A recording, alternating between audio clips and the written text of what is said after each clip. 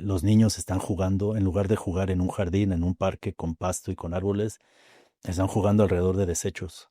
¿No? Para los que no conocen el tiradero del puerto de Sushaka, es el tiradero a cielo abierto más grande de Latinoamérica.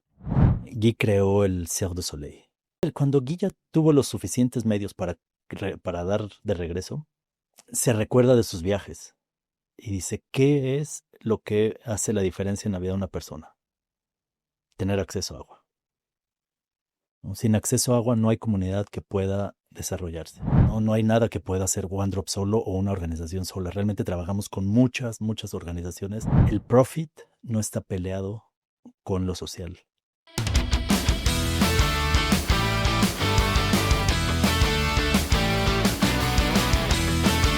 Bienvenidos a la segunda temporada de Comunal Podcast.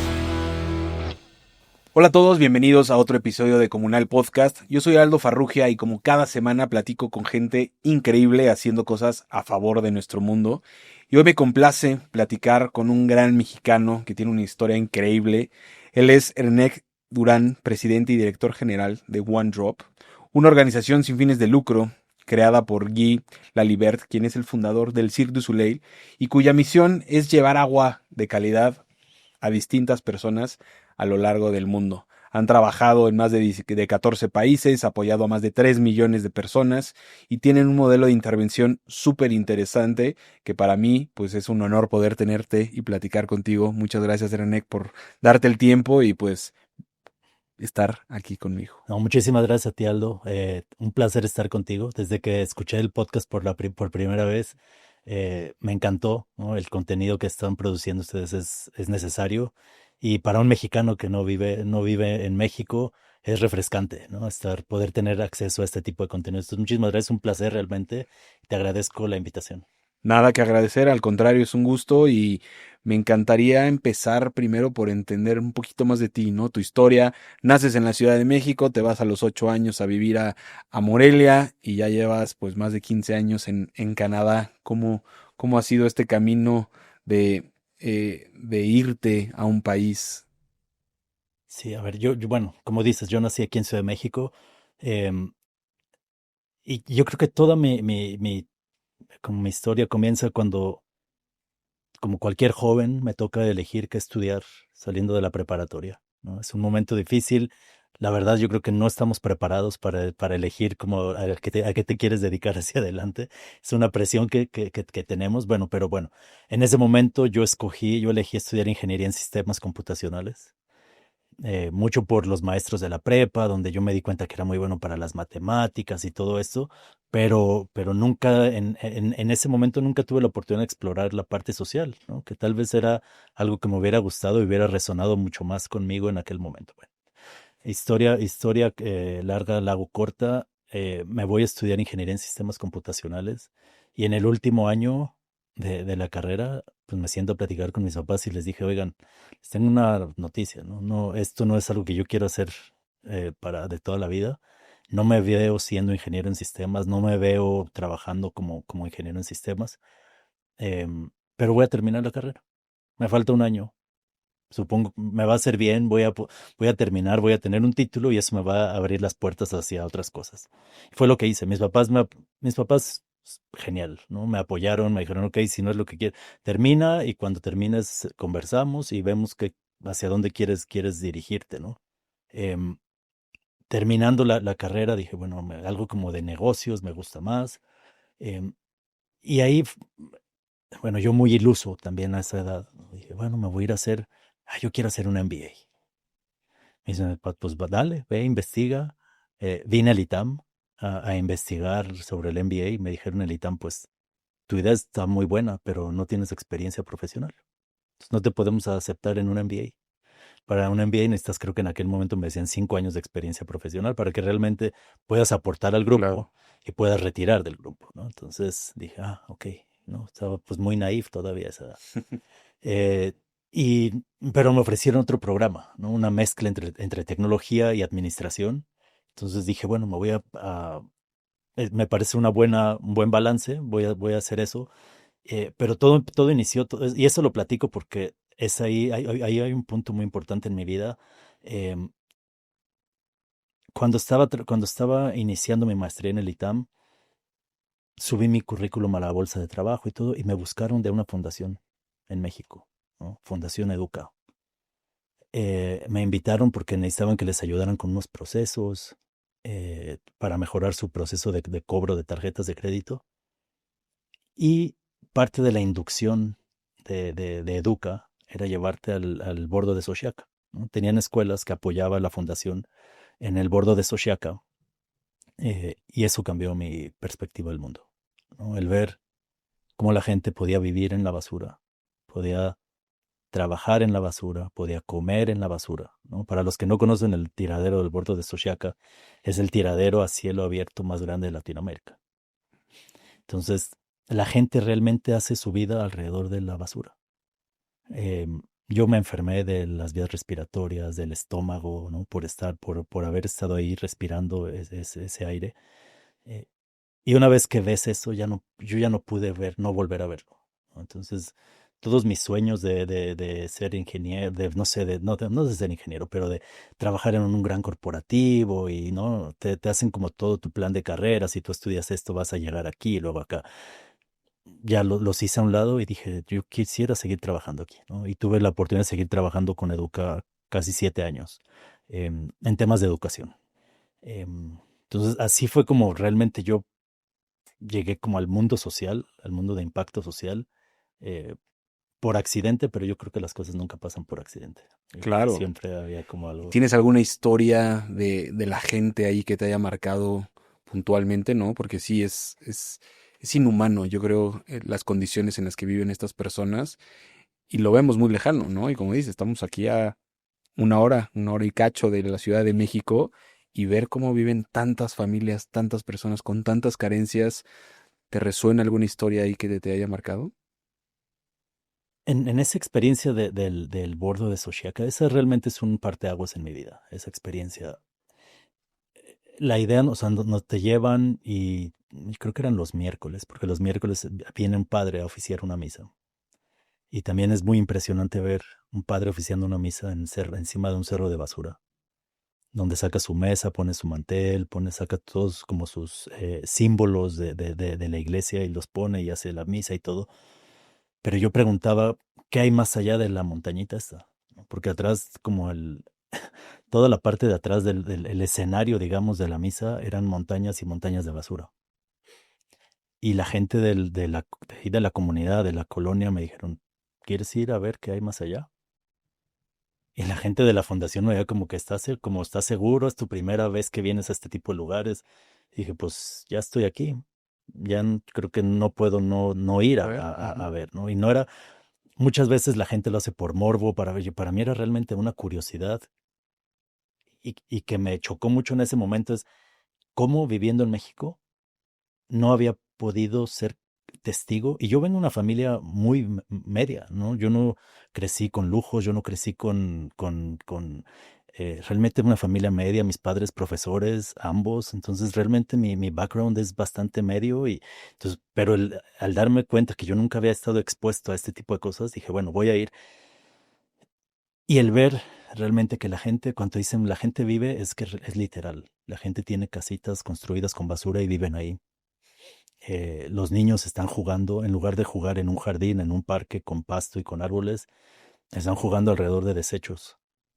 Esa es su realidad, ¿no? Y no te puedo decir la historia particular de una mamá o de un niño, pero el ver una comunidad o un grupo de personas viviendo en un basurero, eso para mí me dejó muy marcado y marcó realmente mi vida hacia adelante y marcó mi trayectoria profesional.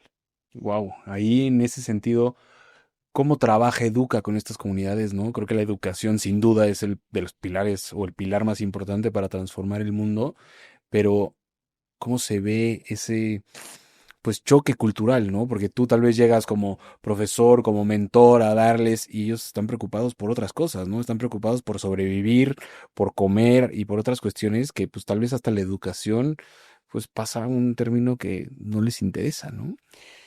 A ver, yo creo que sí, es muy cierto que cuando no tienes cubiertas tus necesidades básicas es muy difícil pensar en otras cosas. Em, pero justamente Educa trabajaba en eso, ¿no? Educa apoya, porque sigue existiendo esta fundación, lleva ya muchos años, apoya a escuelas que no hacen, o sea, el sistema las considera como privadas, ¿no? Porque no son escuelas públicas, pero son escuelas privadas que nacen de una necesidad, ¿no? De, por ejemplo, en este caso, en el bordo de Xochiaca, seguramente no había una escuela o los niños que viven en estas condiciones, sus familias a veces no tienen ni siquiera el dinero para poderlos enviar a una escuela pública, porque hay que comprar el uniforme, hay que comprar un lápiz, hay que comprar un cuaderno, ¿no? Entonces, muchas de estas escuelas que operan en la invisibilidad, pero que están haciendo una gran diferencia, son escuelas que le dan todo a los niños para que puedan ir a la escuela, ¿no? Entonces le quitas una carga al papá, por un lado, esa carga económica, ¿no? Y cuando el papá ve reducida esa carga económica, dice, bueno, le voy a dar oportunidad de que vaya a la escuela. O sea, yo creo que puedes empezar a romper un ciclo, ¿no? Este círculo bueno, el papá no fue, la mamá no fue a la escuela, el niño tampoco tiene que ir, el niño tiene que ser un generador de ingresos para la familia. Entonces, al reducirle esa carga, a veces los padres son mucho más abiertos, le dan la oportunidad al niño de ir y ven que el niño empieza a crecer de una manera diferente. Entonces, definitivamente la educación es una herramienta muy poderosa para muchos de los problemas sociales que tenemos el día de hoy, ¿no? Y se habla que más o menos en promedio estamos en quinto de primaria, ¿no? O sea, la gente llega hasta quinto de primaria, me tengo entendido en esta situación, o cómo se ve esa parte de los niveles académicos a los que estamos llegando en nuestro La país. estadística yo la desconozco en México, ¿no? No, si te digo, si afirmo que sí o que no, tal vez estoy mintiendo.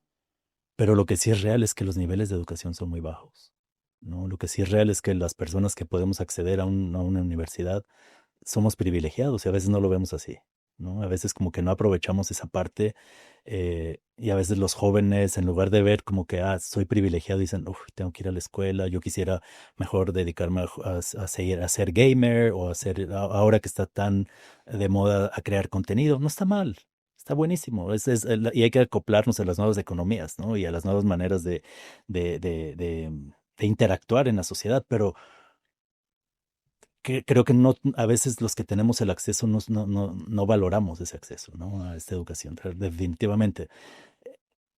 Tal vez no estar lejos en tu estadística, Aldo. Tal vez quinto, sexto de primaria, ¿no? Es el máximo. Si haces una media nacional, ese es Sí, nuestro nivel de educación. es terrible. La verdad es que sí es muy bajo y sí es un tema pues que debemos de abordar y que debemos de hacerle frente. De ahí brincas ahora sí a una oportunidad en Canadá, tengo entendido, ¿no? Te vas a Oxfam. De ahí brinco.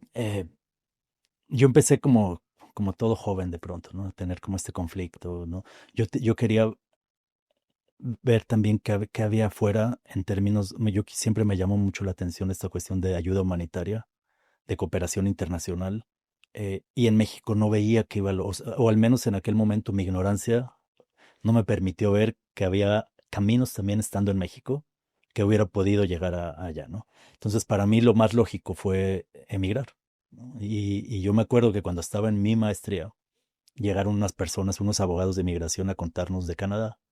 Y cuando empecé a tener como esta crisis interna de qué hago por aquí, me muevo, no me muevo, a dónde me voy, me acordé de esto, ¿no? Y los contacté y me dijeron, bueno, tú eres un candidato para irte a Canadá, te podemos tramitar tu residencia permanente desde aquí. eh, y ya, 2 años después me llega mi aviso que ya tenía la residencia permanente, pero ahí es donde la decisión es, ¿no? Ahí sí tienes que Ahora, tomar la la realidad. decisión. Ahí es donde dices, bueno, ¿qué hago? ¿Me quedo en México, en mi zona de confort, o me voy a explorar algo? Yo no conocía a nadie en Canadá. Y yo tenía muy claro que quería irme a Montreal, sin conocer a nadie en Montreal tampoco. Tomé la decisión. Dije, bueno, me voy a ir. No pierdo nada. Si me voy, yo me di un año, dije un año, si en un año no empiezo como a ver el camino claro, pues me regreso y sigo en México sin ningún problema. Yo no me fui enojado de México, ni me fui porque me tenía que ir, ni nada. Afortunadamente, ¿no? Hay muchas personas que se van porque se tienen que ir, no les queda de otra. Em, y en ese proceso, empecé como a buscar cuáles eran mis opciones en Canadá y encontré una opción con Oxfam, ¿no? Oxfam es una organización internacional que fue creada en Inglaterra después de la Segunda Guerra Mundial, justamente para ayudar en la reconstrucción de Europa y todo eso. Em, y me hacen una oferta para irme a trabajar. Yo recién llegué a Canadá y me hacen una oferta para irme a trabajar a Centroamérica, a Honduras más precisamente. Entonces estuve trabajando con ellos 2 años y meses en Honduras y luego me invitaron a trabajar a Haití también con ellos. Entonces ese fue como un poco mi transición y cómo llegué de lleno ya a temas más, porque con Oxfam trabajé mucho eh, seguridad alimentaria, activaciones económicas y temas de acceso a agua también, ¿no? Acceso a agua tanto para consumo humano como para crear pequeñas producciones agrícolas. Que Oxfam se dedica mucho al tema de desigualdad, ¿no? O sea, brindar Ex- esas oportunidades. Ujú. Entonces, Oxfam trae como un tema muy, muy fuerte de desigualdad. Para ellos realmente, si no han cambiado su misión, es eliminar la pobreza, ¿no? Ese es como su sueño, es como la visión que traen, eliminar la pobreza. Y mucho va por eso, ¿no? Que la gente tenga las condiciones de inicio, de arranque, para poder después florecer como comunidad. Y después de vivir esto del tiradero, ¿no? En el borde de Soshaka, irte a un lugar como Honduras, conocer una realidad en Haití, ¿cuál ves pues ahora sí que este nivel de pobreza que vivimos en Latinoamérica y cuáles son las diferencias que pudiste ver en el campo, ¿no? Tanto en estos países, pues un poco más, menos desarrollados que México puede ser. Sí, para mí El, o sea, la experiencia del bordo de Sochiaca fue una experiencia muy puntual, que la necesitaba, fue como un temblor en mí, como un terremoto que necesitaba sacudir para yo irme por donde realmente era mi destino irme, ¿no? Y ya mi experiencia en Honduras fue a largo plazo. Viví en campo casi 2 años y medio, ¿no? En el sur de Honduras, bajo condiciones complejas. em, en esta parte de Honduras es un tránsito de tráfico de drogas, tráfico humano, tráfico de armas, o sea, todo lo que se mueve en todo Centroamérica, que va de México, de Estados Unidos, México o viceversa, todo pasa por ese punto, ¿no? Se llama San Lorenzo. Em, y más allá de haber vivido ahí, o sea, el estar cerca de familias campesinas, eso yo creo que también te da una perspectiva diferente de las cosas, ¿no? Yo nací en ciudad, yo no tengo abuelos o mi familia no viene de campo, entonces yo nunca tuve esa oportunidad de convivir con el campo de manera cercana, ¿no? Y de comprender de dónde viene el alimento y de dónde, ¿no? Entonces yo creo que esa experiencia de haber vivido en campo sí fue dura para, como físicamente, mentalmente, vivir en esas condiciones tanto tiempo, pero me dio mucho. O sea, me dio mucho y lo que te da otra vez es como todos somos humanos. Todos estamos hechos exactamente de lo mismo. eh, y el que la gente te reciba de esa manera tan cálida, ¿no? El que la gente te abra las puertas de sus organizaciones, las puertas de su casa, ¿no? Toda la gente te quiere invitar a comer con ellos, pero entender sus realidades también. Creo que a mí me da mucho, em, hoy que estoy en una posición diferente y hacia adelante, eh, para mis trabajos futuros, me da esta perspectiva de cercanía, ¿no? Que mucha gente, pues por dónde se fue en su carrera no la tiene, ¿no? Nunca vivieron en una comunidad, nunca sufrieron de no tener agua. Yo sufrí de no tener agua, de no tener luz, de apagones, ¿sabes? De, de ir a caminar 3 horas en el campo para ir a visitar a una familia con la cual estás trabajando, pero imagínate si esta gente lo hace todos los días. Es su, tare- es su día a día. Sí. Quieren conseguir, o para ir a la escuela, los niños que tienen que caminar 1 hora y media. Eso me dio a mí mucho me aterrizó mucho en la realidad y me permite hoy en mi posición o en los otros trabajos que he tenido, ver las cosas también y acordarme siempre de por qué estamos haciendo las cosas, ¿no? Hay gente para la cual estamos, a quien le estamos sirviendo, y eso yo creo que no se nos puede olvidar a todas las personas que trabajamos en temas de impacto social. ¿Cómo se veía tu día a día trabajando en esas comunidades? Me despertaba tempranito y tenía que tomar un autobús, tenía que salir a la orilla de la carretera, a tomar un autobús que me llevara al pueblito donde estaba la organización con la que yo trabajaba. Em, a veces hacía un poquito de trabajo de oficina, pero a veces me tocaba salir a campo, ¿no? Yo creo que 3, 4 días a la semana, no, 3 días a la semana salía a campo. Ya sea íbamos en un vehículo de la organización, a veces en motocicletas. Hasta un día me caí de una motocicleta, todo eso. Eh, yo regresaba muerto, molido, porque no es carretera pavimentada. ¿No? Es brincar y brincar y brincar. Y yo tenía una operación reciente cuando yo me fui allá, entonces todo el cuerpo me dolía, literalmente me dolía. Entonces eran días largos, pero cuando yo regresaba decía, wow, o sea, sí estuvo largo, estoy muy cansado, pero me la pasé muy bien. O sea, pude conectar con esta persona, estoy viendo el impacto del trabajo que estamos haciendo, o sea, estoy viendo que para trabajar con alguien no tienes que darle la receta, la gente ya sabe, la gente entiende y sabe qué es lo que necesita, solamente tienes que habilitarlos. Yo creo que esa parte de habilitar a la gente y de crear con ellos las soluciones a los problemas, yo creo que es algo que me aprendí mucho ahí, ¿no? Y de manera muy directa con las organizaciones locales y con las comunidades también. Y de manera más humana, ¿qué fue lo que más aprendiste en esta experiencia? Humildad. Humildad y también entender que no necesitamos mucho para estar bien. O sea, yo tenía mi casita, a veces podía utilizar el aire acondicionado, a veces no, ¿no? Dormir sin aire acondicionado cuando hace 40 grados, no duermas, ¿no? Pero como otra gente sí es capaz de dormir y se tienen que acoplar a A eso. todos te acostumbras. Entonces yo creo que esa humildad y regresar a esta parte de no necesitamos los grandes lujos a los cuales estamos acostumbrados hoy. Si los podemos tener, qué bueno, está bien. Tampoco no tengo tampoco mentalidad socialista porque tampoco se trata de eso, pero no necesitamos tantas cosas. Y el COVID no lo volvió a probar, ¿no? Cuando estuvimos encerrados, ¿qué podías hacer?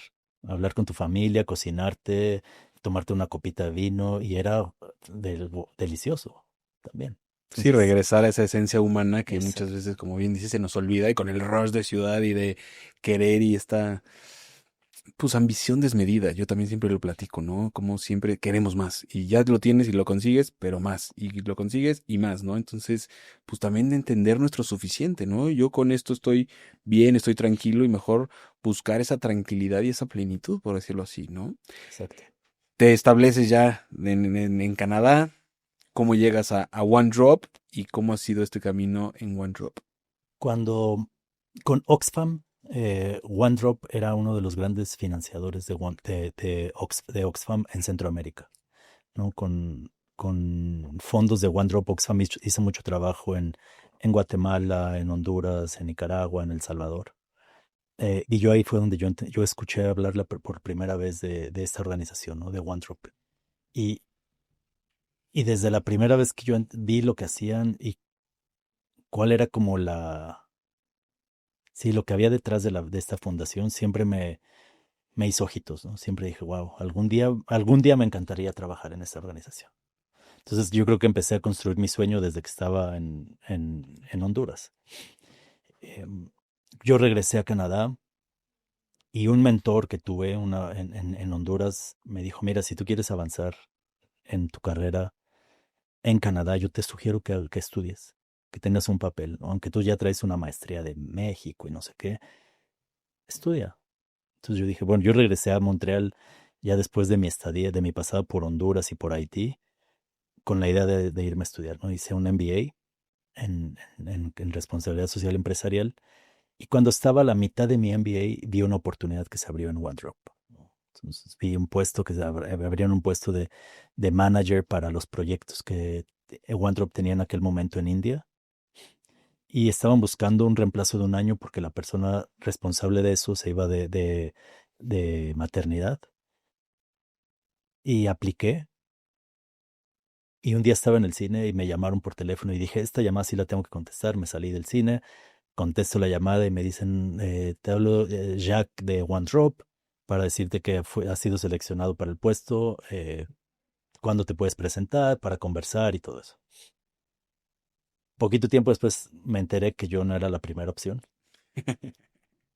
Fui su segunda opción, no era la segunda opción. La primera opción creo que no quiso, no pudo, se desistió del proceso. Pero todo es circunstancial en la vida, ¿no? Entonces a veces necesitas tener un poco de suerte también para las cosas. Y esa fue mi suerte, ¿no? La persona, el candidato, o el número uno no quiso, eh, y me ofrecen a mí la posición. Y así fue como entré. Este año cumplo 12 años en Wendrop. Pues ya, un buen rato, una gran carrera. Y me gustaría que nos platicaras, pues bueno, es Guy, ¿no? Uno de los fundadores o el fundador del Cirque du Soleil, tan conocido en esta parte de entretenimiento y de llevar pues sonrisas y la parte pues de felicidad a la gente en todo el mundo. ¿Cómo empieza Guy One Drop? Guy es un gran personaje. Guy, em, como bien dices, como bien dijiste al inicio del podcast, Guy creó el Cirque du Soleil, ¿no? Esta gran empresa de entretenimiento. em, y Guy también hay que entender un poco sus orígenes. Guy era un artista callejero, ¿no? Que tuvo un gran sueño, tuvo una gran visión, pero que son de estas personas que tienen algo que van y lo logran. O sea, lo que se proponen lo van a lograr. Em, Y Guy en sus años de artista callejero, pues tuvo la oportunidad también de recorrer el mundo, ¿no? Haciendo arte callejero, ¿no? Y en este recorrido él cuenta que él se da cuenta también cuando Guy ya tuvo los suficientes medios para dar de regreso, se recuerda de sus viajes y dice, ¿qué es lo que hace la diferencia en la vida de una persona? Tener acceso a agua, ¿no? Sin acceso a agua no hay comunidad que pueda desarrollarse. No por nada las grandes civilizaciones o las civilizaciones siempre se han establecido alrededor de fuentes de agua, porque es tu elemento vital sin el cual no puedes crear nada más, ¿no? Entonces Guy desde esta parte, desde esta visión, decide que le va a apostar en su fundación, ya en esta obra filantrópica, a temas de acceso a agua. También, bueno, se rodea de gente muy capaz, le hacen todo un análisis para lanzar la fundación y le dan como como portrait le dicen, a ver, Guy, hay muchas organizaciones que ya están haciendo cosas de agua. Em, ¿Quieres ser una más del montón o no? Hay que darle un giro diferente. Y Guy dijo, no, no, no, no, por él nunca quiere ser uno más del montón, siempre quiere ser muy diferente a todos los demás. Dijo, no, hagamos algo, pero el reto que yo les voy a dar a la fundación es agua y arte. Integren agua y arte. Entonces es un gran reto porque en aquel momento agua y arte. Yo me imagino que el primer CEO que tuvo la fundación se fueron con esa idea de agua y arte y dijeron, ¿y ahora qué vamos a hacer con esto? ¿No? Entonces empiezan en el Cirque du Soleil siempre había como una cosa que se llamaba Cirque du Monde, el circo del mundo, y ese anduvo por todos lados, ¿no? Trabajando con jóvenes en situación de calle, ¿no? Sacando jóvenes de situación de calle y entrenándolos en artes circenses, ¿no? El objetivo no era crear el siguiente artista del circo, era el medio para sacarlos de una realidad y ponerlos en otra realidad. Y fue un programa que tuvo muchísimo éxito. Entonces One Drop empieza a ver ese programa, ¿no? Y empieza a explorar temas de arte social, ¿no? Porque no era arte no vamos a hacer una pintura para que la gente venga y diga, ah, el agua, ¿no? Es realmente un arte que pueda ser vivido y construido con las comunidades, construido con la gente, con un fin social, ¿no? Y el arte realmente es una herramienta muy poderosa para trabajar situaciones muy complicadas. El arte te permite conectar con la gente a otro nivel, te permite conectar intelecto con corazón y es una gran herramienta. Entonces, poco a poco fue como OneDrop empezó a integrar estas teorías porque existen, ¿no? No es algo realmente. OneDrop lo llevó a otro nivel, lo hemos llevado a otro nivel, hemos integrado la ciencia comportamental también en el enfoque, pero todo esto existe, ¿no? OneDrop lo que hace es recuperar las mejores prácticas, las pone en una sola metodología y es como hemos trabajado. Entonces, es así como realmente OneDrop, Guy le da origen a OneDrop. Vamos a cumplir 18 años ya este año, vamos a cumplir nuestra mayoría de edad como fundación. em, y Guy siempre retando, ¿no? Para ir más lejos y seguir innovando. Guy es una persona sumamente innovadora, una mente brillante eh, y, y reta, ¿no? Siempre te está ¿Cómo retando. lo describirías como persona? Esta persona que, como bien dices, pasó de ser un artista callejero, ¿no? A estar en las calles en Montreal, en Quebec, o no sé, en Canadá en ese sentido, a construir lo que construyó del Cirque du Soleil y ahora, pues siempre pensando esta mente inquieta, ¿no? ¿Cómo describirías a Guy? A ver, Guy es un gran personaje, es un gran ser humano. Guy, eso sí que yo creo que algo que es muy rescatable de Guy es esta parte humana, ¿no? Guy es un humanista eh, y que desde muy joven yo creo que él fue capaz de ver las desigualdades que había en el mundo y a Guy le sigue molestando muchas de esas desigualdades. No porque ahora ha sido exitoso y eh, tanto en su carrera como financieramente se le olvidan estas cosas. Creo que él siempre está pensando en igualdad, en regresar a la gente, en hacer la vida de la gente mejor. Incluso el circo, ¿no? El circo realmente, cuando tú vas a un espectáculo del circo, se te olvida tu vida por una hora y media.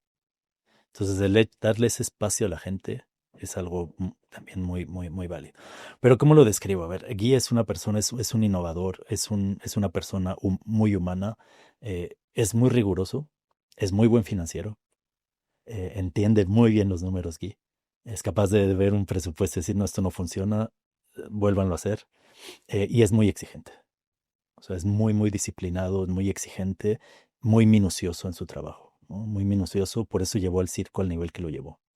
Él era el que producía los espectáculos, ¿no? Era el que no los producía, pero el que estaba ahí siempre con ese ojo de esto no está bien, esto no está perfecto, vuelvan a hacer, traigan otra propuesta. Y así es con OneDrop también, ¿no? Yo creo que entonces así describiría a este personaje.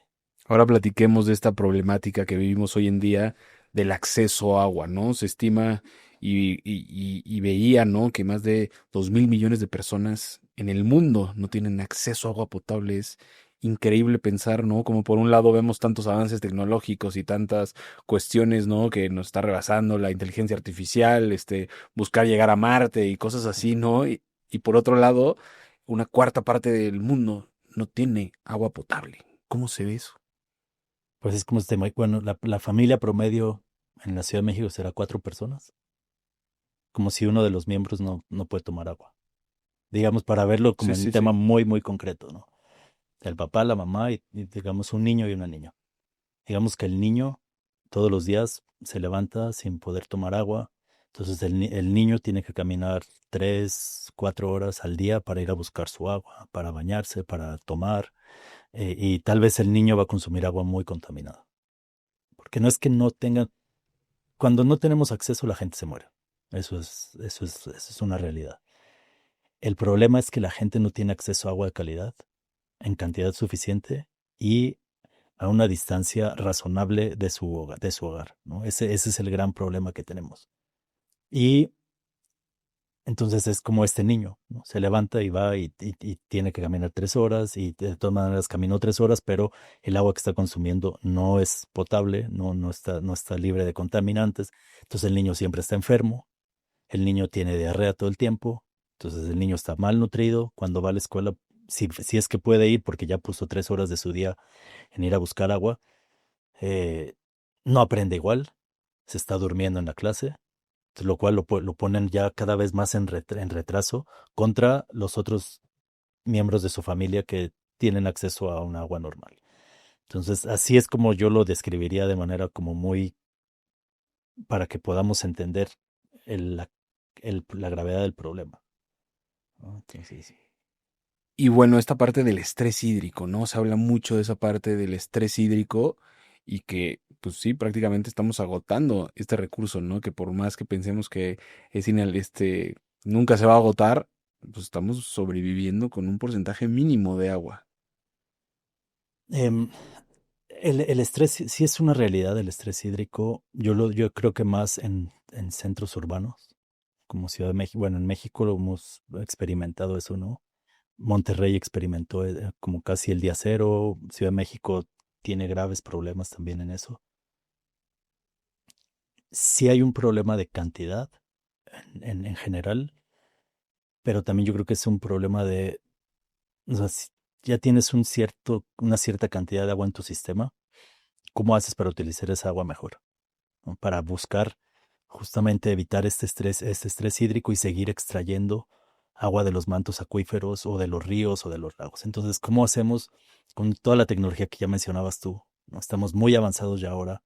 Yo creo que hay muchas soluciones tecnológicas que te permiten recircular tu agua, que te permiten ser mucho más eficiente en cómo la utilizamos en el hogar, en la industria, en el campo. Entonces, ¿cómo podemos poner al servicio de todos, de estos tres como bloques, cómo podemos poner al servicio esta tecnología? ¿No? Tecnología es una parte muy importante, pero también toda la parte de adopción por parte de nosotros como usuarios o como seres humanos, ese es otro tema, ¿no? La gente le dices, bueno, esta agua ya la reciclamos 5 veces, es la que vas a seguir consumiendo, la gente va a decir, no, yo quiero agua limpia. ¿Para qué? Realmente te están diciendo que esta agua cumple con la norma. Es lo mismo que tal vez el agua del pozo está mucho más contaminada. Entonces yo creo que también hay un cambio en la mentalidad de nosotros como usuarios para aceptar este tipo de soluciones que vamos a tener que aceptar más y más. Entonces es como también nosotros desde nuestro rol de ciudadanía, como desde ciudadanos, aceptamos más este tipo de propuestas sin, y desde un punto de vista, o sea, te lo están diciendo y te lo pueden probar que el agua es de buena calidad. ¿Por qué no la quieres consumir? ¿No? Entonces creo que también hay un rol nuestro de ciudadanos desde ahí, de ser mucho más abiertos a este tipo de soluciones. Y lo básico, ¿no? Cuidarla y pues evidentemente saber que es un recurso limitado y que pues debemos de usarlo todos, ¿no? ¿Cómo es el modelo de intervención? Ustedes hablan de este modelo ABC, ¿no? Para la sostenibilidad, que es algo que los ha distinguido. ¿Cómo haces este modelo de intervención y también cómo eligen a las comunidades con las que van a trabajar? Sí, este es un modelo que realmente es un modelo que nace de la observación, ¿no? De cómo logras, porque lo que en OneDrop buscamos es un acceso sostenible al agua, ¿no? Y esa sostenibilidad solamente se la puedes dar asegurándote que va a seguir habiendo agua en el sistema, que va a haber quien maneje de manera adecuada un sistema de agua. Nosotros trabajamos mucho en comunidades rurales. ¿Quién maneje eso? Que la gente, que las personas de la comunidad entiendan su rol en toda esta sostenibilidad del agua y en la medida de lo posible que haya una cadena de valor o una cadena sí, una cadena de valor alrededor del tema de agua y saneamiento para que las comunidades no tengan que pagar más caro todos estos productos y servicios, ¿no? Las comunidades rurales son las que terminan pagando más caro por cualquier producto, simplemente por la distancia. ¿Cómo logras romper con eso? Entonces también trabajamos a ese nivel. Entonces, por un lado, para OneDrop, el acceso es el punto de inicial. Sin acceso no hay nada más, pero el acceso no lo vemos como tampoco el objetivo final, ¿no? O sea, una vez que tienes el acceso, hay que trabajar temas de gobernanza, ¿no? Toda esa parte se trabaja en el famoso acceso del modelo. Modelo de gobernanza del sistema de agua, el asegurarte que la fuente está sana, el asegurarte que el agua es de calidad, todo eso, toda la parte de infraestructura. Luego la parte de B es cambio de comportamiento, realmente es por la palabra en inglés behavior change, pero es cómo la comunidad contribuye a esa sostenibilidad, ¿no? De una manera muy concreta a la sostenibilidad o también a mejorar su calidad de vida, ¿no? Dos comportamientos muy concretos que siempre trabajamos es lavado de manos, porque eso te evita un montón de enfermedades y sobre todo gastrointestinales y evitas desnutrición y evitas muchas cosas con el simple hecho de lavarnos las manos. Y eso nos lo recordó el COVID otra vez. Y el segundo comportamiento que es sumamente importante para que un sistema sea sostenible es toda la parte de pago de tarifa, ¿no? Que el pago de tarifa se puede volver muy político o la gente no quiere que le pongan un micromedidor. Entonces, tenemos que entender que no estamos pagando por el líquido, no estamos pagando por estás pagando por un servicio. El servicio de que te llegue el agua a tu casa cuesta, entonces tienes que pagar por él. En la ciudad ni nos preguntamos. Es normal, tienes que pagar y te llega tu recibo del agua y todo. En comunidades rurales no están muy acostumbrados a pagar el servicio. Entonces, ¿cómo los integras a ser parte de la solución y que entiendan por qué es importante, sin imponerles? Solitos van a entender, ¿no? Y esto lo hacemos a través de metodologías de arte social. Otra vez, puede ser una obra social. En Colombia, por ejemplo, tuvimos una experiencia muy bonita en una comunidad, en una región donde Colombia es musical. Les encanta la música, les encanta, y en esta región en particular el reggaetón. Entonces se juntó el comité de agua con la gente del organismo, del sistema operador, con la gente de la misma comunidad, todos se juntaron para entender cuál era el problema, porque no tenían agua de manera continua y de calidad.